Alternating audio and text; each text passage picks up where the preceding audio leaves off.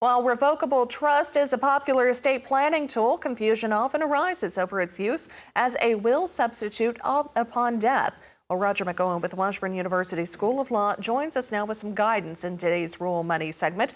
As always, Roger, thanks for your time today. So what actually happens when a person with a revocable trust passes away? Good to be with you, Janet. Well, the trust at that point in time becomes irrevocable, and that creates some tax issues that we have to deal with. That trust can have or will have a calendar year, and that's going to be a short tax year from the date of death through December 31, unless, of course, the person dies on January 1. Plus, it creates some other issues as to whether it's a complex trust or a simple trust, and that depends on whether income or principal has been distributed from the trust during that year. So it raises a bunch of tax issues upon death. Is there an election that could be made to combine the trust with the descendant's estate, and how does that work? Yeah, there is, and that can be a very useful election. When the trust terminates, it becomes revocable or irrevocable at death, then it likely turns into what's known as a qualified revocable trust.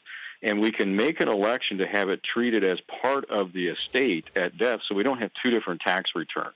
Now, there can be some complications with that, but that's something that the attorney that's handling the estate, working along with the tax professional, if that's a different person, they need to think about making that election to combine that trust with the estate at death.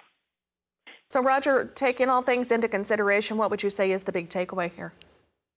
Well, I think the big takeaway on this is to understand some of the implications that we really didn't get into as to what that election does. There can be some tricky accounting things that can occur once the election is made. Yes, it does simplify reporting. You can do one return, and you can adopt the tax year that you want, and you can do some other things that might be advantageous tax-wise for the overall estate.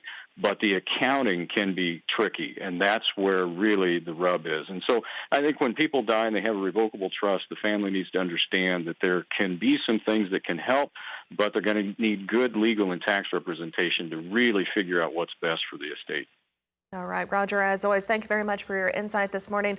Roger McEowen, he's with the Washburn University School of Law, joining us on the phone today from Topeka, Kansas. You can go online to washburnlaw.edu/WALTR for additional details.